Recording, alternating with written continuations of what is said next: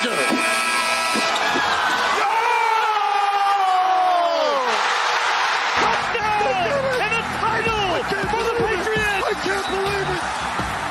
Many doubted we'd ever see it, but here it is.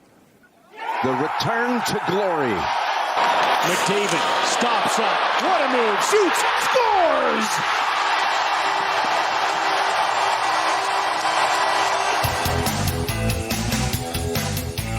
Hi, everybody, and welcome to podcast number 2 of The Outsiders with Bryn Griffiths, that's me, and Robin Brownlee, that's you. How you doing today? I'm excellent, man. How are you? Great. Lots of great positive feedback on podcast 1. Can't thank everybody enough for that. Yeah, thank you, Uncle Bob and Auntie Emma for writing in. We appreciate it. Yeah, no, always nice to hear from the relatives. And also, you can email us. All you have to do is just send us an email to mightymouth@shaw.ca. Had a few emails, too, which is really kind of nice. Okay, let's get right into the show. Boy, oh boy, that Andrew Luck story on the weekend, twice, and it came across on my mobile device twice on Saturday afternoon. I had the first time I went, what the hell? And then it came down around another 30 or 45 seconds later. I went, wow, I can't believe it. Like, there's so many reasons why you would have a shocking, I guess, disbelief to the story when it's this close to the start of the season. What was your take on that? Well, first of all, I just think the team bungled the way this was handled right from the start. They knew for several days, if not a week or so ahead of time, that this was going to happen. It shouldn't have been left to unfold like it did and have Andrew Luck, who gave everything he had to the franchise for the time he was there, to be walking off the field being booed by the crowd. And actually some teammates wondering what the heck was going on. Andrew Luck had every right to make that decision. Health and life after football over money, because he's got enough of it. And I applaud him. He did what he thinks is right for him. And 10 years from now, when the crowd is long faded and he's been forgotten by some people, Andrew Luck needs to live his life, and you cannot do that without your health. So walk away when you feel is right. Somebody made a comment at the time, well, some people are PO'd because it screwed up their, I think as they put it, their shitty fantasy league picks. I know. You know what? Yeah. Too bad. Andrew Luck walked away when he thought it was time, and he makes that call. How many times have you and I talked to athletes where in the back of their head, and they might just mention it to you in passing about the fact, and these are guys usually in their early 30s, especially hockey players, where they go, at some point you think to yourself, I'd like to be able to walk without a cane when I'm 40 or 50. I'd like to be able to lift my kids or take my kids out and maybe throw the football around that little field across the street from the house where we live. And then the other one is, especially in the world of concussions that we live in now and head injuries, I'd like to be able to remember my kid's name when I hit 50. I totally get this. And I think anybody who's looking at it any differently, I think it's really selfish. I think that this guy didn't want to go through anymore. He'd been talking, according to reports. This calf injury that popped up happened in the spring, and it has been nagging him all summer. And he started to talk briefly about whether or not he should take maybe half the season off. Well, he's already done enough of that over the last 4 years, missed a whole season. So at some point, you got to go, you know what? I just don't think I got any more left in the tank. I don't blame him for making this decision at all. Like I said, Bryn, and unfortunately, I know too many of the kind of athletes you're talking about who haven't been able to walk away on their terms. They've had to be pushed out the door, or a catastrophic injury has ended their career. He gets to make that call. End of story. Fans always say, yeah, but he owes us. No, he doesn't owe anything. No. What he's already performed for you. You paid your ticket price for every game, or you paid your season ticket price. Hey, if he thinks it's time to go away, I applaud him for that. And so to watch him being booed as he walked off the field the other day, I don't get that. I don't understand it. You might as well have thrown bottles at him if that was going to be the case. And the timing isn't right, but the football club didn't know until a week earlier that he was completely done. but they knew that he wasn't right months earlier. Yeah. So I'm not buying that. Oh, it's so close to the start of the NFL season thing. You got to make the tough decision when it's time to make the tough decision. And if it's right now, so be it. Lots of NFL talk coming up over the next few months as well. And of course, the season's about ready to kick things off. A little breaking news today as we were about to sit down here in the studio, and that is Winnipeg Blue Bomber running back. And what a great year this Canadian is having. Andrew Harris suspended 2 games, tested positive for a banned substance. I was sitting here in the studio. We were just chatting. The bulletin popped up, and I went, "Oh my God! You got to be kidding!" You a little surprised by that? Well, yeah. I mean, this is significant for the Blue Bombers. I mean, the Blue Bombers without Andrew Harris and Matt Nichols for the foreseeable future, they may need that cushy lead they've built atop the West Division. And I'm surprised just by the news. I don't know Andrew Harris. I don't know if we're talking about performance enhancing, just a banned substance, a recreational drug, but 2 games is 2 games. And that's without your star running back and your quarterback. The Bombers are hurting right now. Well, this story's obviously going to develop. I see PED right now here on my screen, so it's a performance-enhancing drug. But like I said, this is going to play out. The one thing that's been really amazing to me, the West is kind of a little bit up for grabs, in my opinion, because obviously you have the quarterbacking situation, although it didn't seem to hurt the Winnipeg Blue Bombers against the Edmonton Eskimos last week. But the Bombers seem to have these little challenges come their way. Right now, as far as I'm concerned, they're the best team in the Western Conference. You got the Calgary Stampeders, who are playing very fine football without their number 1 quarterback. They're hanging in there. And the Edmonton Eskimos are also surprising a lot of people. However, you start taking a look at the teams that they've beaten, and they're going into 3 big games now, back-to-back with the Calgary Stampeders, home and home, and then the Hamilton Tiger Cats. You're going to learn about a lot about the Edmonton Eskimos over the next 3 games, whether or not they're contenders or pretenders, in my opinion. I don't disagree, but I'll tell you what, the Eskimos, some people say they haven't beaten anybody, and if you look at the schedule so far, not to disrespect any teams, I can see where that sentiment comes from. I tell you what, Big Strevler with Winnipeg taking over for Matt Nichols, he's clearly a great athlete. If he learns to throw the ball, he'll be something. But I tell you what, Strevler or not, you've got to win that game if you're the Eskimos. That you set up this next stretch with a win. Now you got a loss. There's a lot of pressure. And you're not going to face the Stamps. There's no easy money on the table here. Arbuckle has played very well in the absence of Bo Levi Mitchell. So I agree with this next 3-game stretch, but I think they're going into it stumbling, not running. I tend to agree. And the other thing, too, they had a chance with a home game against Winnipeg to win the seasonal series and gassed it. So there's that. Then we take a look at what's going on with the BC Lions and Mike Riley. I don't know how much longer he's going to be able to hang in there. Every time it was tough to watch that game the other day. It was 3-3 at the half between the Tiger Cats and the BC Lions. Hardly a CFL game in my estimation, but every time I turned to look at the TV, Mike Riley was picking himself up that really hard turf at the stadium in Vancouver. I just don't know if he's going to make it to the end of the season with the beating he's taken. You know what? I tweeted out just the other day, I don't see, you talked about the season. I said, if he keeps taking this kind of beating, Bryn, he's not going to finish this contract. I mean, he may not finish this season. You're right. 7 sacks in that last game. Wow. I mean, you could put turnstiles there in place of those offensive linemen and do a better job. They're not good enough up front. That's obvious. I think they're up at 43 sacks allowed now. That's ridiculous. What are the Eskimos at? Did Harris get sacked last time? Well, a couple times he threw the football away at the last second. They were at 3. Yes. So unless they're still at 3, maybe there's one I missed. We're talking Edmonton Eskimos have allowed 3 sacks. BC Lions are at 43. You wonder if Mike Riley sits there going, where was this last year in Edmonton? Yeah, exactly. It's been an absolute shit kicking. And you know what? He's such a great guy. Personally, you hate to see it. But, hey, he made the choice. He took the cash. He did the move. So it's kind of on him. Also, this past weekend, Touchdown Atlantic. I'm a firm believer it's time to get that 10th franchise in the Canadian Football League. And if they get around to building a stadium in Halifax, then this, as far as I'm concerned, this is going to get a green light real fast.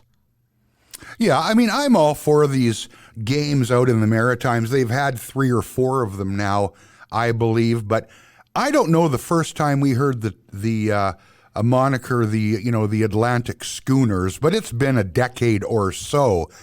I'm with you. I want to see that 10th team. You know what? It's going to be a regional team. We all know here in the land of the Eskimos, we sometimes look at disdain with the Green Riders from the province next door.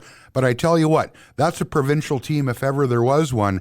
And for anybody doubting that it could be supported in the Maritimes, I didn't know this till I looked it up. Halifax has a larger metro population than Regina does. Now, they may not have a Saskatoon right nearby, but the fact is that'll be a regional team. I think it's a fit, but you need that stadium. And they're talking about, is it 2021 when they get going? Until it's done, I won't believe it. But whether they start off in Moncton is maybe a possibility where the game was played on the weekend and then move to Halifax where the stadium is built. We talked about this last week, Bryn. I don't know that you don't need a 50,000 seat park out there. No. You build them a 30,000 seat park in Halifax and they'll be good to go. And you've got Fredericton, you've got St. John, you've got Moncton, you've got Halifax. I'm totally convinced they can support it. So thumbs up from us. A job well done this past weekend with Touchdown Atlantic. Okay, over to hockey news. Oh, boy. You know what? If you're going to be at a party and there's cocaine on the table, I don't know if that's a good idea to be hanging around there, because now people have these mobile devices like the one I have over here where you can just take pictures and video. And what was Kuznetsov thinking? Well, seriously. I don't want to go all church lady on Kuznetsov here, with these. But I tell you what, when there's a video circulating of you sitting near a table with what appears to be dope on it, cocaine, that's one thing. You get busted a little bit later. I think the test wasn't long after that actual tape came out. And now you're suspended 4 years by the IIHF for cocaine use.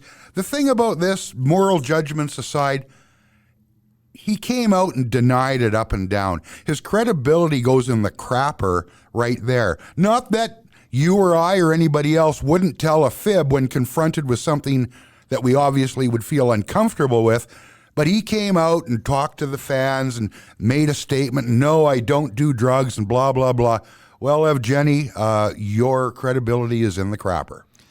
Got to talk about a couple other quick little things here. Patrick Maroon signs in Tampa Bay, only $800,000. Now, granted, he's got a chance to go back-to-back on Stanley Cup championships if the Lightning get it together.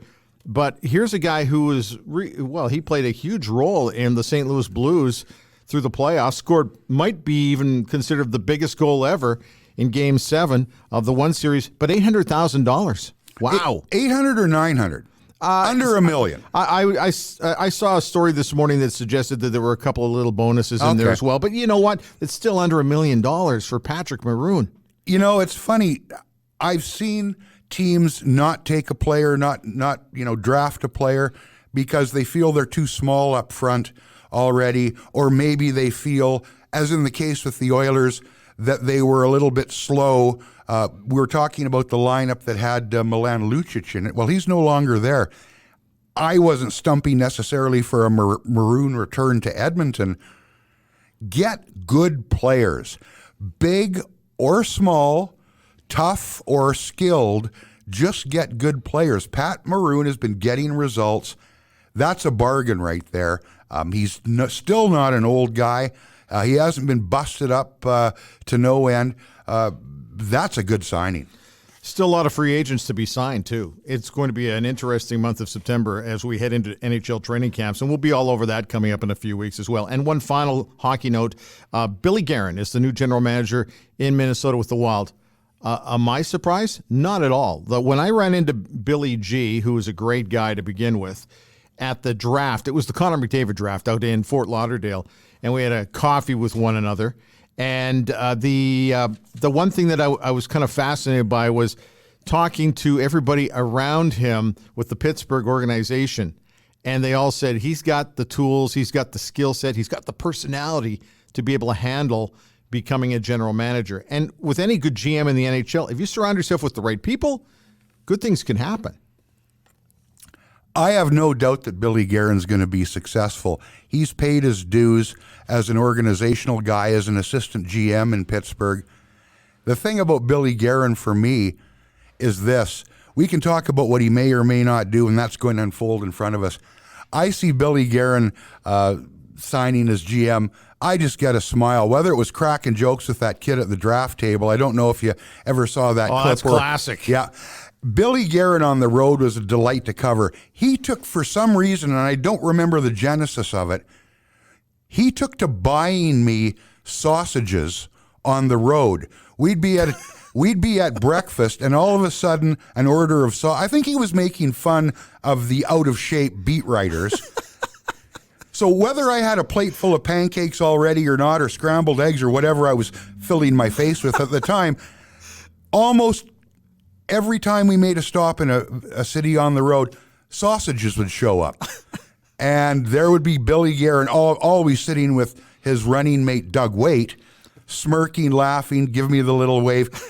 Billy Guerin has got a wicked sense of humor. He's going to be a lot of fun because I tell you what, with that franchise, we're talking about the change being made in many ways because the fella running the show until they hired Billy Guerin, it wasn't much fun working for that dude. Tough Paul Fenton run, man. He only got a year. Yeah. It was not a lot of fun there in Minnesota. We'll see how that one works out. Big weekend for Jerome McGinley. We're going to talk about that at the end of the show. It was huge for Jerome. You and I, we've dealt plenty with Jerome, and we'll get to that. Another guy that we watched in junior hockey is Theo Fleury. And Theo's career, wow. Theo's career and Theo on and off the ice. I don't even know where you start with that. We don't have to go all the way back, but, you know, I'm very proud of how he was able to get things turned around, but it took a lot of work. You know, people... And it was tough to watch. Yeah, and you've known Theo a long time, Brennan, and so have I. Since his junior days, I came to the Edmonton Journal at the same time he joined the Calgary Flames back in '89. Theo Fleury's story is one of the most painful you could ever read. People have seen it. They've read it, perhaps in one of his books on TV. The thing about Theo, though, is he has climbed out of that rubble. Events that could have and have knocked people sideways, knocked them flat, and they've never been able to get up, and turned him into a real advocate for people fighting addiction issues, sexual abuse issues, mental health issues. Theo Fleury, for all he accomplished on the ice, and he accomplished a lot, has made it his life's calling to help other people. And to me, it's as inspirational a story as you can get. And there are a lot of people that love him, a lot of people that don't love him. It's as simple as that. There's no real middle ground when it comes to Theo. People either just think he's the greatest thing since sliced bread or have got absolutely no time for him. And you know who doesn't care? Theo. He just goes and does his thing. And he's done some great work here in the last few years in terms of helping the cause out a little bit. And he's going to share some of that story with us. Also, there's lots of other hockey stuff we can talk to him about. And I'm looking forward to this. I'm going to ask him, first of all, we will be talking about, obviously, where he came from and where he's going now. His books, Playing with Fire and Conversations with a Rattlesnake, those are putting into words for people to see where he's been and gives us a clue of where he's going. But also, hey, what about the Hall of Fame? I was back and forth on Twitter not long ago on the last ballot. Theo deserves to get in. I had a lot of people saying, yeah, he was a great hockey player, but there was always a but. Of course, we're sitting here in the middle of Edmonton Oilers country. But Theo Fleury was a memorable player. His life since he got out of hockey is even more compelling than his life in hockey, and that's saying something. I don't care about the life away from the game. What he did on the ice, those numbers, that's Hockey Hall of Fame stuff. For me, everybody's got a different opinion. We've heard them all, Robin, you and I. But to me, he should be in there. However, he's rankled a lot of people, and for some reason, I think that's what's keeping him out. And he's not the first to fall into that category, and he won't be the last. But, well, we can touch on that a little bit too. Imagine being 5'6" in the era he played in. 5'9" in the media directory. Yeah, well, that's a damn lie, and we know that's it. what I thought, I've too. stood beside Theo enough times to know there's He's no not 5'9". To put up the numbers he did to win a Stanley Cup, I care about. Hey, if the Hall of Fame depended on everybody being a choir boy, there'd be some guys who are in there now who wouldn't be in there. Absolutely. It's on the ice. What did you do? And as a player, I think Theo deserves to be, and we'll ask him about that. Hey, before we go, just one subtle reminder, and you know what it is? Here's Fleury looking for his first goal of the series. Scores! You're a Yeah. bastard. You're a bastard. People. But you know what, though? It's I'm curious to know. I've never asked him what he thought his biggest goal was. We'll get to that when we get to... Theo Fleury is going to be joining us next, so keep it right here. Pro-Am Sports is Edmonton's home for sports and entertainment memorabilia, featuring unique collectibles and apparel. We've got you and your fan cave covered. Pro-Am Sports, located in Edmonton at 12728 St. Albert Trail and proamsports.ca.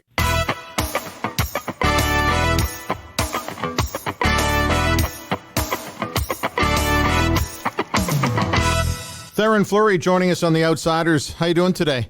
Doing great. Excellent. Are you on the golf course? Are you just sitting at home, relaxing with a coffee? What are you doing in Calgary today? Well, after this interview, I have to race to Cottonwood, which is my home golf course, to play in the Italian Open today. So. the Italian Open, what is that? It's just a bunch of Italian businessmen who get together every year and put on a great tournament for, a bunch of worthy causes. That's fantastic. I think you've got another event there later this week, too, don't you? Yeah, we have our Breaking Free Foundation golf tournament at Cottonwood as well. So we're excited about that as well. Man, you're a busy guy. I don't know how many rounds of golf you play in a year and how many speaking engagements you've got, but I imagine the calendar's pretty full these days, isn't it? Well, between speaking and playing golf, those are basically, and spending time with my kids, that's probably the three things that, take up most of my time. Can you put a number on that? Let's see. I think I did 80 speaking engagements last year. Wow. I'm approaching 90 rounds of golf this summer, and we're all, because I work in the field of trauma, mental health, and addiction, and I suffer with my own, mental health issues.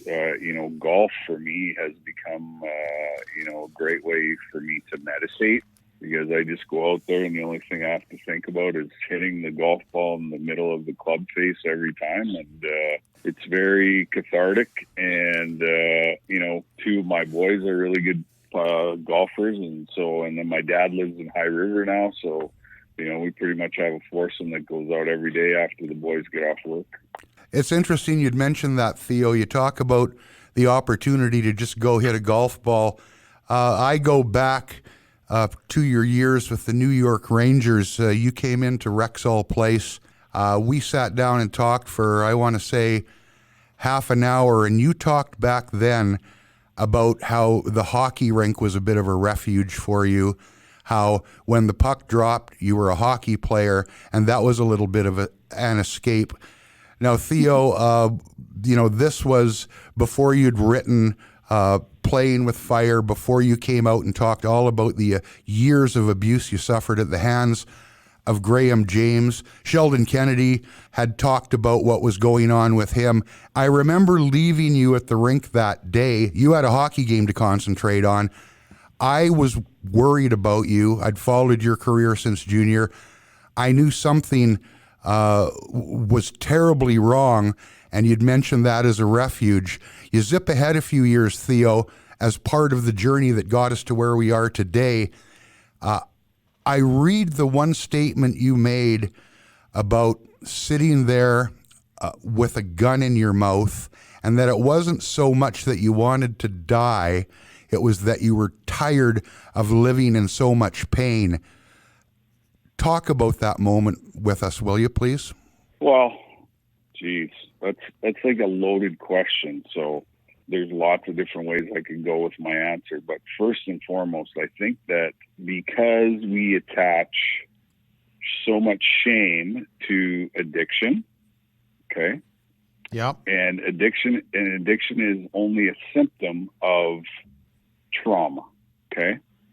And so those of us who experience trauma in our childhood, and my trauma even goes further back than the abuse. You know, I grew up in a home where both my parents experienced addictions. And so I watched, my parents' addictions fight with each other almost on a daily basis. So that was, my first traumatic experience. Mm-hmm. And because, when I entered the substance behavioral program, everybody only focused on the substance and not the behavior, right? Yeah. And there's always a reason for somebody's behavior, and that behavior is a learned behavior from childhood. So everybody I think thinks that it was my addiction that took me out of the game. No, it wasn't that at all. It was the unmanageability of my mental health issues, anxiety, panic disorder, and depression.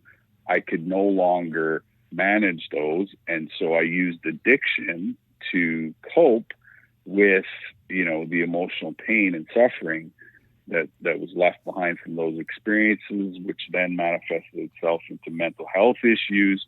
And so it was my mental health issues that took me out of the game, because back in 2000, if you went to an NHL team and said, hey, I have panic disorder, what would they have done with that? Yeah. They probably wouldn't have handled it very well, right? And so, it's taken me, whatever it is, 15 years since the gun incident to unpack all of my trauma history and figure out that I had severe mental health issues that were left unmanaged. And, the result of that was Theo Fleury imploding in front of everybody's eyes. Well described and well answered, I got to tell you. You and I traveled the buses a long time in the Western Hockey League, and that's kind of your sanctuary in some respects, but it is what it is. But through all of that, and I remember reading the book by a pool in Phoenix, and I texted you as soon as I was done apologizing that I wish I could have helped you more, and you sent me back a response. I still remember, no problem, bro, moving forward. Now that book, there were experiences that came out of the release of that book. Book signings could not have been easy for you. Well, I would say the first book signing actually changed my life and changed my direction in how I viewed my own personal situation. So when I sat down to write the book, the only thing I was going to talk about was my hockey career. And the lady that I wrote the book with, she made me feel, relatively safe right from the very beginning of writing the book. And so 3 years later, we finished the book and I tell the whole entire story. 4 days before I'm going to Toronto to launch this book, I'm shitting in my pants, and I'm so afraid and so scared because I don't know how, the public's going to react to what's in the book. And I also knew that I was going to be going to do a whole bunch of media surrounding the book. And I knew that the only thing that the media would be interested in would be to re-victimize me at every opportunity, right? Because I'm a pretty smart and bright guy. I spent 4 days on my computer researching absolutely every single thing I could find on the subject of child sexual abuse, because I wanted to get a story of hope and healing and recovery, out to the masses. So sure enough, I show up in Toronto. I do like 300 interviews in the first 4 days that I'm there. I'm on Big Red Couch with Strombo, TSN, Sportsnet, every major newspaper, magazine, morning radio show. I do it all. And sure enough, the only thing they're interested in is the gory details of my sexual abuse. But like a good politician, you never have to answer the reporters' questions directly. So it didn't matter what question they asked me. I made sure that I had 5 main points that I wanted to get across in every single interview that I did. And so I got this story of hope and healing and recovery out there. And then, the next thing on the docket was the first book signing. And my expectations for the book were really low. I thought I'd show up and sign 10 books and go to the next town and sign 10 books and so on and so forth. So I show up at the biggest Indigo chapter store in all of Canada, downtown Toronto, right on Yonge Street there. And I walk through the front doors of the bookstore, and there are 400 people standing in line for my book. And I'm like, geez, like, what are all these people doing here? This is very weird and strange, And so I start signing books, and I spot this guy in line, and he's got my book clutched against his chest, and his face is buried in the floor, and, he was visibly disheveled. He was wearing, dirty sweatpants, a ripped T-shirt. His hair was fairly greasy, and I was like, I wonder what's up with this guy. So I follow him all the way in the line. He gets to the front of the line, puts the book on the table, looks me in the eye, and says, "Me too." Wow. And that's basically, was like an exclamation point as to, why I put all this on paper. And then what happened after that is I got completely run over by people everywhere I went. 5, 10, 15, 20 people were coming up to at every book signing and saying, "Hey, I read your book. You told my story. Me too." Or, "Hey, I saw your documentary. You told my story. Me too." "Hey, I read an article in the newspaper. You told my story. Me too." And so basically for the last 10 and a half, 11 years, that's been my life is, everywhere I go, people come up to me and say, "Hey, I found the courage and the strength to find my own voice by your example." And so, it's just been absolutely incredible to be that sort of conduit for people to, seek me out or search me out to find me so that they can tell me their Me Too story. Theo, with all you'd been through leading up to that and the anxiety you had, I mean, just writing a book and telling your story as a difficult thing, that moment, that's got to be, that's a swing point in your life. That, to me, that would feel very empowering and maybe help you set that focus on what you needed to do the rest of the way, huh? Yeah, like almost in an instant, I forgot about being a hockey player and realized, wow, there was a reason for all the struggle and all the pain and all the suffering, and this is it, right? Yeah.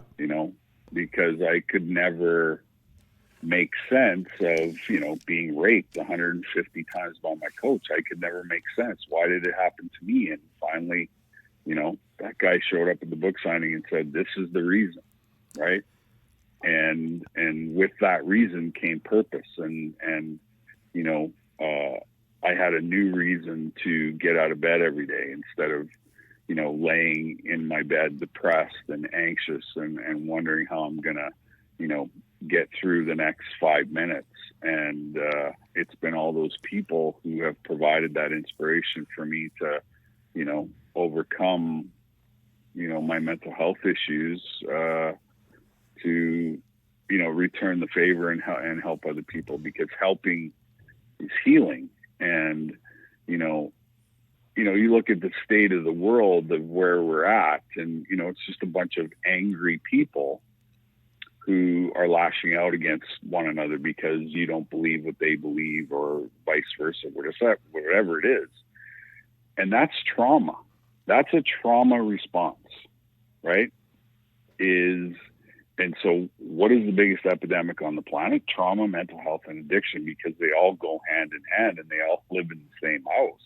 And so for me, it's making myself available so that people who have and carry the story, which is not a minority group, it's the majority of people who, share some sort of trauma history, and it allows them to use their voice. And when you use your voice, it's no longer hidden. It's no longer a secret. It no longer, you put it back out into the universe, and you can go on and help other people who carry this story. You need to be able to talk about this. You need to be able to say, this happened to me, and there needs to be people like you who are willing to listen and willing to help them navigate what are unimaginably difficult waters. I thank God that, I haven't had to survive that kind of trauma, but there was a time when we didn't talk about this, and you got to talk about it, don't you? I've often wondered, do you not get tired of hearing this? And if it wasn't for your support unit, you've got great family and that type of thing. This is I just wonder, how do you turn it off a little bit? Can you?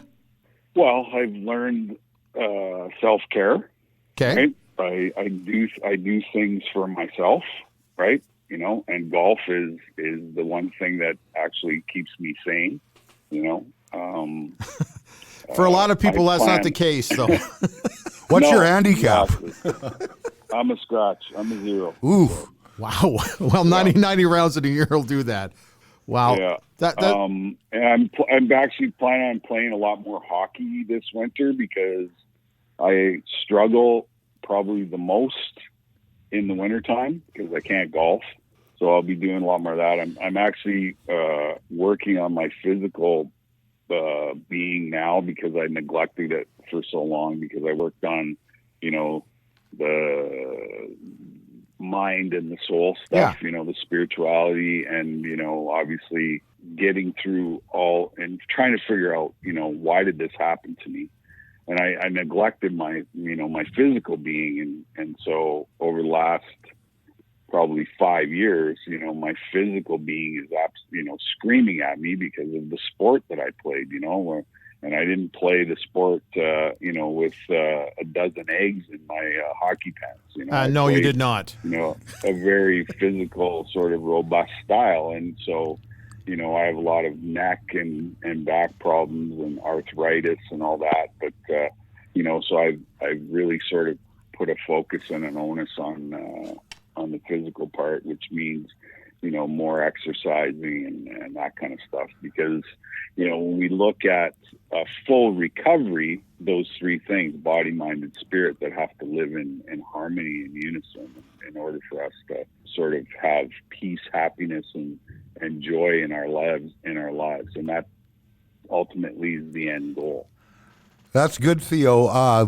Get back on the ice. I remember messaging you a year or so ago and asking if you were interested in coming up and playing in a tournament here, and your response was pretty simple at that point. I think you texted me, I don't play anymore. So that sounds odd to me when I think of Theo Fleury. Yeah.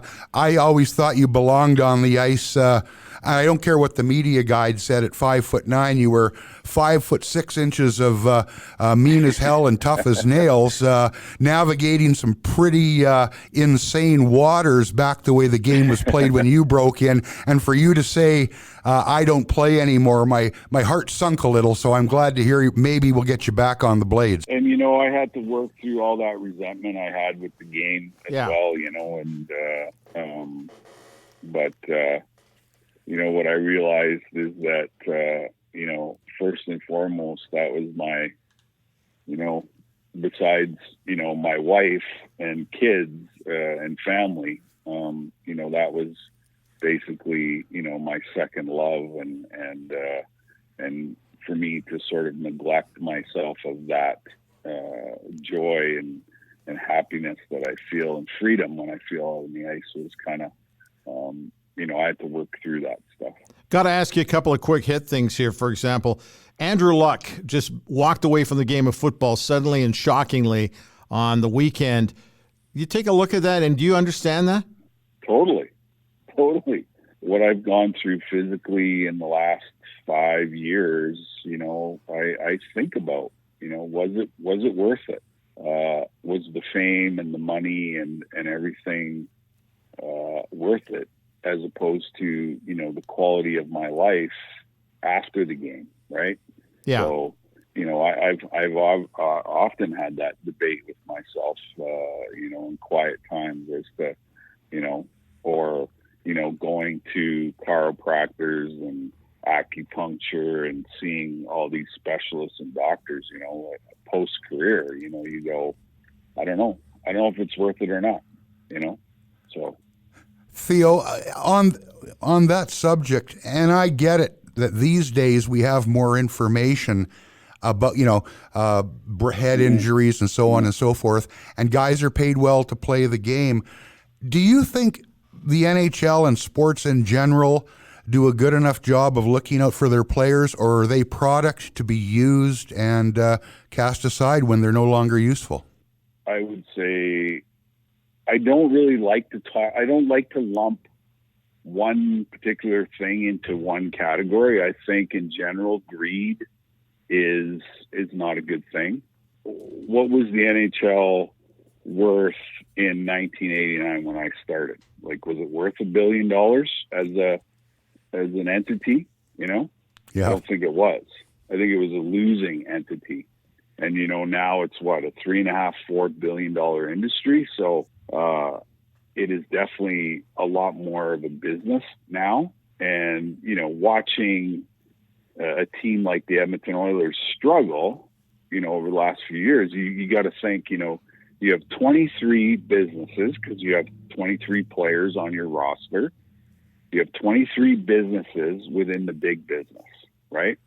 All these kids come to the draft with a nutritionist, an agent, a financial guy, all that stuff. And so those are the people that are talking to, these kids. And these particular people don't care about the Edmonton Oilers. They care about getting their fees, and they care about, continuing to get paid. And so, the onus on winning is not there anymore. It's like, it's about, how can I stay injury free so that all these people on my payroll, I can continue to pay them. The team part completely gets left out of it. And we've vented about the Andrew Luck situation where he made a health decision over a business decision, and yet fans are cracking back on him, and it just doesn't seem fair to me. Well, unless you actually have physically gone through what Andrew Luck has gone through, right? Yeah. You can't comment, right? Is the quality of my paycheck more important than the quality of the rest of my life? What's the rest of my life going to look like? Yeah. Am I going to be in pain all the time? Am I going to, and he suffered a lot of major injuries already in his career. And I can tell you how hard that is to come back from, any type of injury or setback, and for him to still perform at an elite level. I can see where, he is totally and completely burnt out from, fighting physical pain, emotional pain, all that stuff. I can totally see where you just go, you know what? I can't do this anymore. And I was at the same position. I had 1 year left at $4 million with the Chicago Blackhawks. And halfway through that summer of training, I turned off the treadmill, and I was like, I'm done. I don't want to do this anymore. This isn't fun. And so I left the game, and I didn't even call the Blackhawks, didn't even call my agent, tell them that I wasn't coming to training camp or even showing up for the season. I just left the game because I had enough. I was done. Yeah. And I often say to people that when Renee Fassel put that gold medal around my neck in Salt Lake City, I should have just called the press conference and said, you know what? See you guys. Thanks. Thanks for the memories. Yeah. Hey, listen, I don't expect you to toot your own horn here, but I was tweeting not long ago on this last Hockey Hall of Fame ballot. I think on ice results alone, forget the fact you were half the size of everybody you were playing against. I think you belong in the Hockey Hall of Fame. Does that matter to you? Where do you stand on the Hockey Hall of Fame? In my own mind, I'm already there. So that's all that matters. I think that if you asked my peers who I played against in the NHL, I think if you took a poll of Wayne Gretzky and Mario Lemieux and the guys that I played against, I would say it would be a unanimous choice. That's good enough for you, is what you're saying, right? Absolutely. I always say the work's been done, right? Yeah. I can't go back and I can't win another Stanley Cup and I can't turn that 80-point season into a 100-point season. The work is done. I've always been a guy that speaks my mind, and I wear my heart on a sleeve. Yes, you do. Yes, and, absolutely. Maybe I might have pissed off some people who were on the committee, but I'm not going to change who I've always been in order to fit into a box. All I know is that each and every day I'm saving lives, like literally saving lives, taking the gun out of people's mouth and undoing the noose that they're going to hang themselves with, or overdose on, prescription medication. I know that, what I'm doing behind the scenes that doesn't get accolades or, nor do I want them. Yep. But I know that I'm saving lives every single day. And to me, I would give back, all of my achievements in hockey to be able to do, what I'm doing today, because saving a life is essentially what we should all be doing. That's a different Hall of Fame. Hey, I got to ask you this before we let you go, and we thank you for your time as always. This year, I'm going to the World Junior Hockey Championship in the Czech Republic, and I'm looking very much forward to it. The location where we are staying is about a 2-hour drive from Piastani. And for some Awesome. and for some bizarre reason, and maybe you can help me with this one, I am compelled to want to go and visit an arena that could be dark by the time I get there. What is it about that? What is it about the punch-up that has been so special? It's living on forever. I mean, it's incredible. Yeah.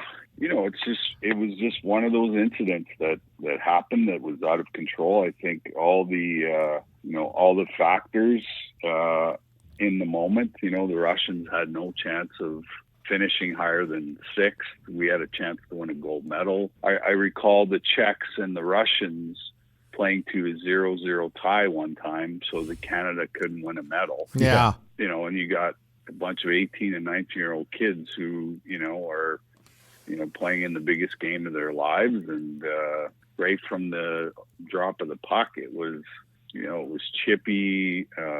It was a good game. I watched it there, and it was a highly competitive game, but it just got kind of crazy there in the second period. But as you know, Bryn, brawls and line brawls were happening every night in the Western Hockey League, absolutely, the OHL or the Quebec League. So yeah, the Russian guy jumped off the bench, and we knew what to do after that happened. Well, who was on the ice with you? I know Mike Keene was there. Who else? Do you remember? Sanapass. Okay. Everett. Steve Chason. Wow. Okay. And I can't remember who the other defenseman was. Might have been Hoggood. Hoggy, so you might not have been the smallest guy on the ice. No, Hoggy still had an inch or two on me. Okay. Oh, there you go. Yeah. So am I wasting my time going there? Yeah, because, what happened the following year was, we went into the Moscow Soviet Union when it was the wall was still up. Yeah. And the Russians had a line of Fedorov, McGillney, and Bure that year. And we went into the same rink that Paul Henderson scored the goal in 1972, and we beat the Russians right in their backyard, and Yep. stole the gold medal from them. So, and nobody talks about that. So they only talk about the brawl. So, Yeah. and I believe at that time we had only won 2 gold medals Yes. at the World Juniors. Yeah. And that was the third. That was the third one. So, Yeah. and Joe Sakic was our 4th line centerman on that team. Wow. Imagine, eh? Yeah, I know.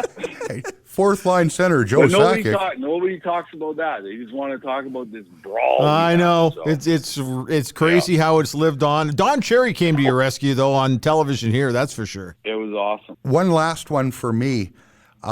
Just this past weekend in St. Albert, they renamed Ainsdale Arena Jerome McGinley Arena. You were there when he broke in as a raw kid. That just tells you how much time has passed, eh?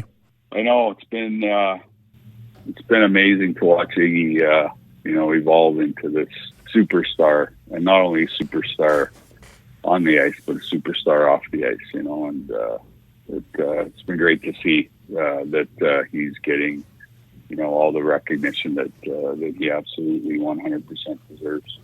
Well, Theo, I tell you what, we are very grateful for the time you've given us today. And before we let you go, I won't speak for Bryn, but I think I can speak for myself. I think we are blessed to have people out there doing what you're doing.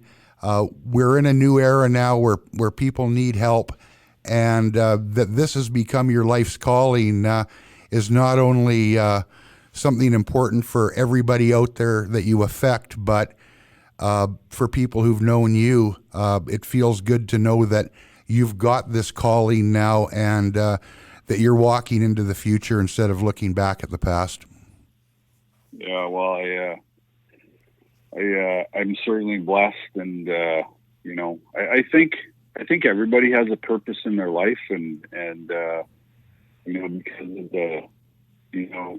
because of what we experience, we sometimes don't get to what our true purpose is or our true calling is, because we're always living in pain and suffering and trying to manage that.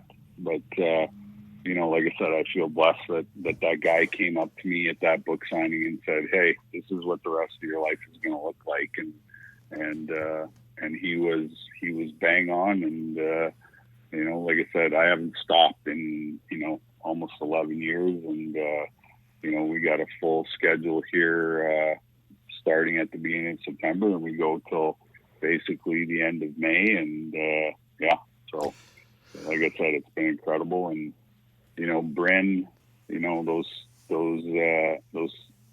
few years we had in Moose Jaw were a lot of fun. And, Yeah, they were. Enjoyed working with you and being a part of your life. Thanks, man. I appreciate your time. Robin appreciates your time. Everybody appreciates your time. And we'll talk during the hockey season where we can talk a lot about hockey, okay? Sounds good. All right, man. Thanks for your time. Thanks, Theo. Pleasure, guys. Thanks. Keep up the good work.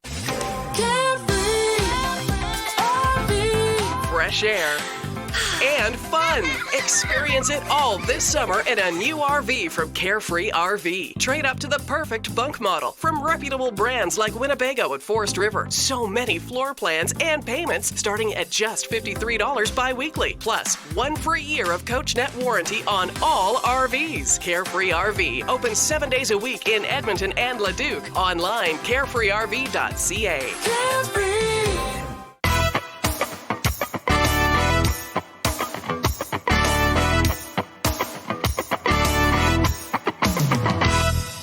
Joining us now from the Winnipeg Free Press is Mike McIntyre. Winnipeg, the city of Winnipeg, I felt were thrown under the bus with that NFL debacle last week, but Mike is certainly closer to the situation, wrote a great article in the Free Press. Hey, Mike, how you doing? I'm very well, guys. Thanks. Where do you even want to start with this? What a mess, huh? Let's start with the 80-yard field. I think coming into the game, a lot of people expected this was not it was not going to come or deliver as it had been advertised for a number of reasons. But the sort of cherry on the sundae, I suppose, was the last minute decision to cut the field down from the NFL standard of 100 yards to 80 yards, because, I mean, who knows? The explanation that's been offered is certainly lacking. They had obviously had to move the CFL goalposts to shorten the field. And I guess last minute kind of concern arose, specifically from the Green Bay Packers, that there was divots, or as some have joked, potholes in the end zone. Winnipeg, of course, our streets are known notoriously for their potholes, and apparently our football fields have them as well. But yeah, and I mean, that just kind of snowballed, right? The Green Bay Packers then announced like 33 scratches, including all of their big stars, Aaron Rodgers. And I mean, for the poor folks that had bought tickets at full price, one of the things they had been promised was that this was a week 3 preseason game, which meant all the stars were going to come out. Well, none of the stars came out. They got to watch, second stringer, third stringer, fourth stringers, players that are going to be on CFL rosters in a year or two from now. And as I wrote, I mean, I think anybody who paid money to go to this event has a right to feel like they got ripped off. Well, Mike, they essentially accomplished the trifecta of how to screw things up. Have a field that doesn't work, charge asinine ticket prices, and then give you a grade C product by having no starters on the field. The thing is, the Winnipeg Blue Bombers shouldn't wear this. This debacle, if I'm not mistaken, falls at the feet of the promoter, does it not? Yeah, it sure does. On Ice Entertainment, which is a Toronto-based promoter that just by their name alone kind of suggests they're more akin to doing hockey promotions. And, this obviously was bungled from the start. I mean, even the things you just listed, there's others as well. They promised that there was going to be a multi-day sort of football festival surrounding this whole thing. The promoter specifically said, it's not like we just fly in and fly out. Well, that's exactly what ended up happening. There was no festival. There was no fan-friendly activities. There was no practice the day before. There wasn't even a media availability the morning of the game. Like, this was get in, get out as quickly and as quietly as possible. And, then another big screw up here, guys, was they obviously overpriced the tickets, upwards of $400+ for a lot of the seats for an NFL exhibition game. And you look around the NFL, I mean, you can get tickets for like $12 for NFL exhibition games, including, by the way, just 6.5 hours south of Winnipeg in the Twin Cities. So I don't think that was going to be a really easy way to appeal to the market here in Winnipeg. And then they said ticket prices were not going to be discounted. Well, 2 weeks before the game, they slashed 6,000 seats, half price. And a bunch of people who had paid full ticket prices right off the hop, well, now they're upset, of course, because had they just waited, they could have got their tickets for half the price. And the promoter actually said that Ticketmaster would handle the refunds. Well, Ticketmaster told those people, sorry, you're out of luck, no refunds. So, I mean, not only did they screw everything up, they even alienated the most loyal supporters, the people that jumped in from day one. They even got them upset. Mike McIntyre from the Winnipeg Free Press joining us here on The Outsiders as we talk a little bit about what happened in Winnipeg. I'll tell you what, here's the thing that I hate about this is Winnipeg's wearing this. And really, this is not, what are you going to do? Who's going to go and watch a preseason anything, let alone an NFL one at those prices? Yeah, you're now playing an 80-yard field, but it doesn't make any sense to me, and it just seems so horribly unfair that Winnipeg is looking bad, let alone the fact that you're in the province of Alberta. Well, yes, and as I wrote, I mean, who would have thought that one of the Oakland players stepping off the plane wearing a T-shirt that said Winnipeg, Alberta, would actually be way down the list of sort of embarrassment surrounding this whole debacle. Like that doesn't even make my top 5 list, although it is quite funny and has led to a lot of good jokes and whatnot. But yeah, you're right. Winnipeg is wearing this. The Bombers are wearing this. I mean, the Bombers had nothing to do with this other than renting out their stadium like a landlord would.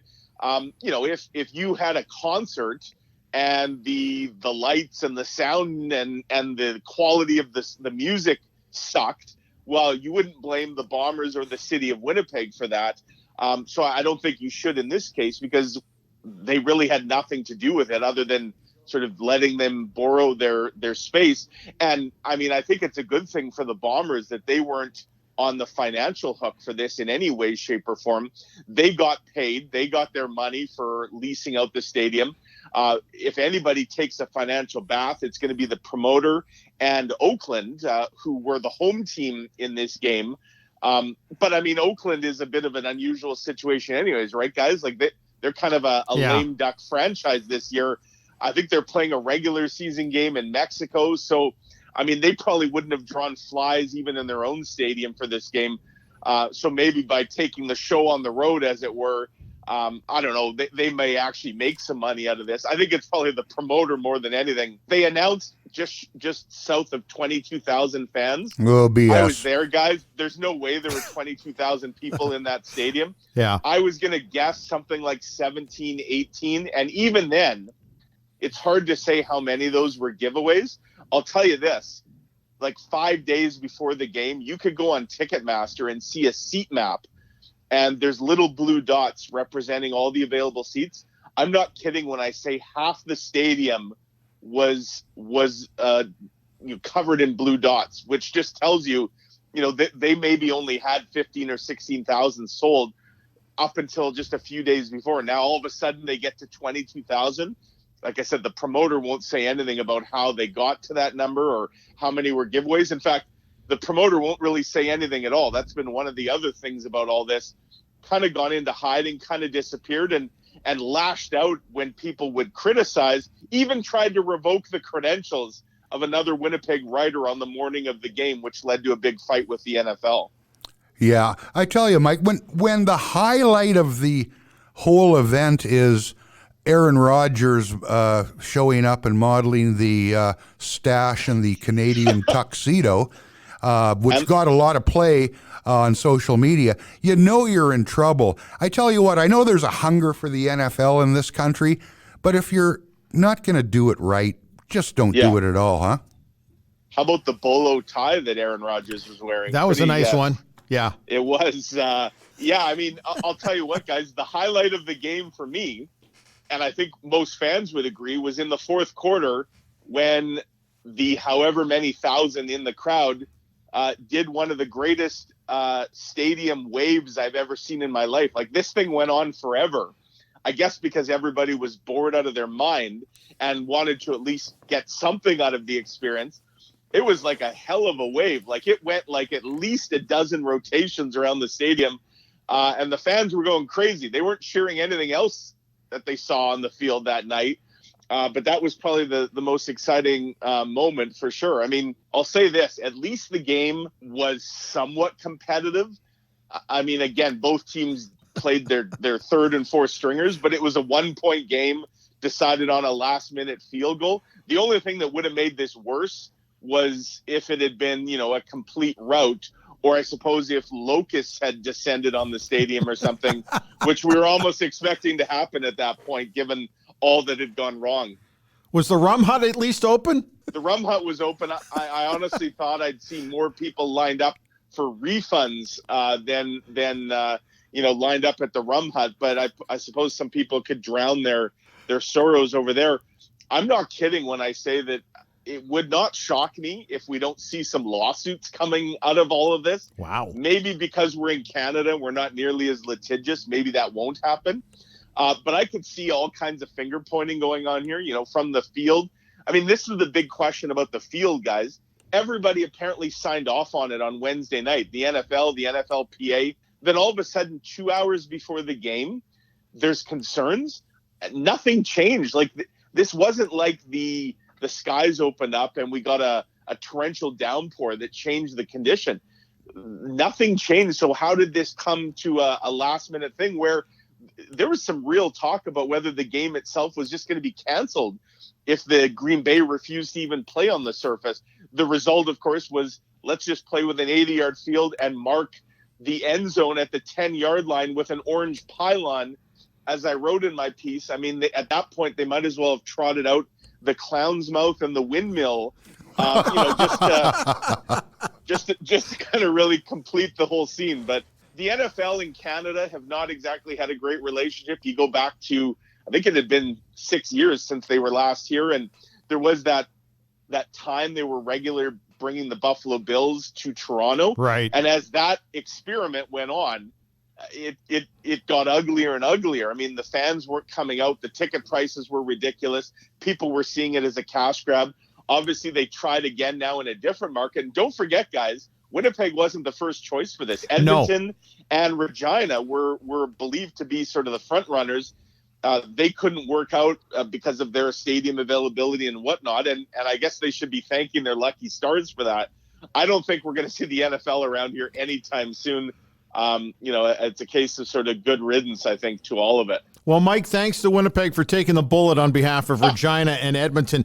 Hey, thanks for your time today. We appreciate it. And I know that you got a lot of work coming up. You're the beat reporter for the Free Press with the Winnipeg Jets, and we'll check in with you during the hockey season, okay? Yeah, should be, I guess, just like in Edmonton, a lot of Canadian markets, should be a really interesting season ahead for the Jets. So you bet we'll touch base during the season. Thanks, Mike. Take care.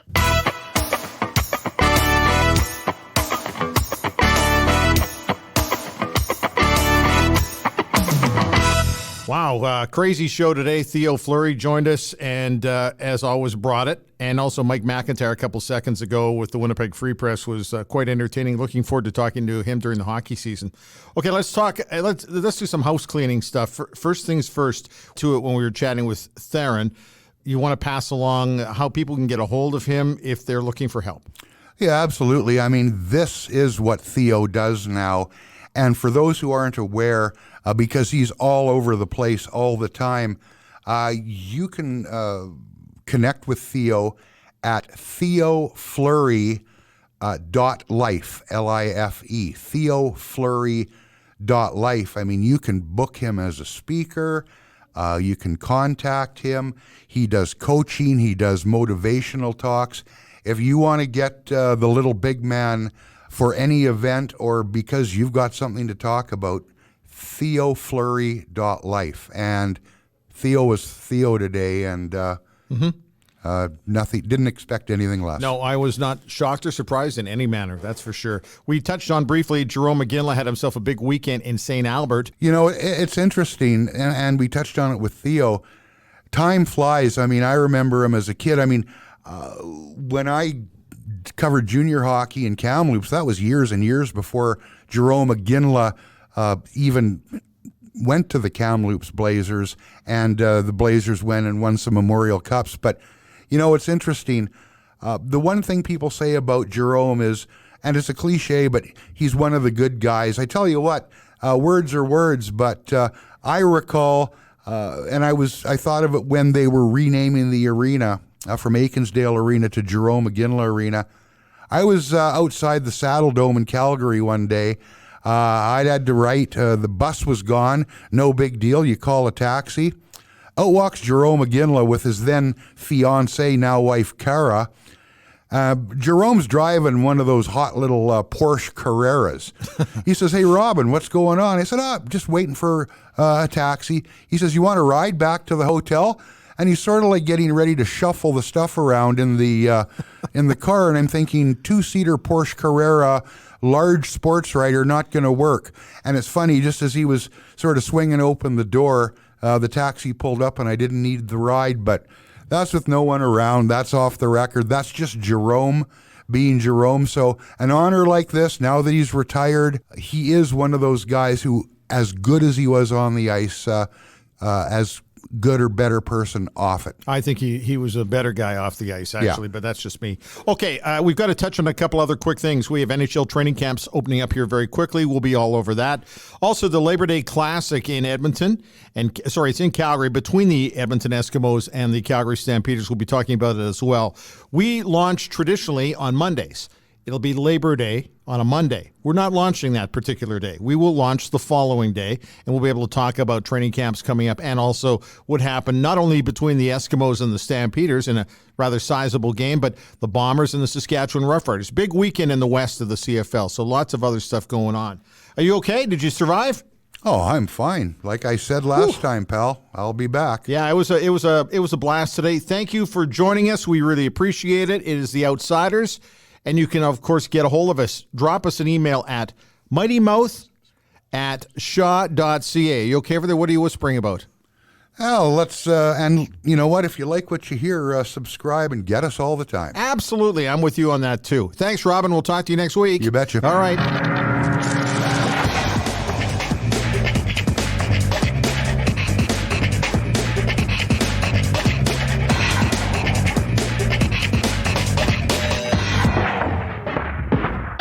Was recorded earlier because we were ashamed to do it now.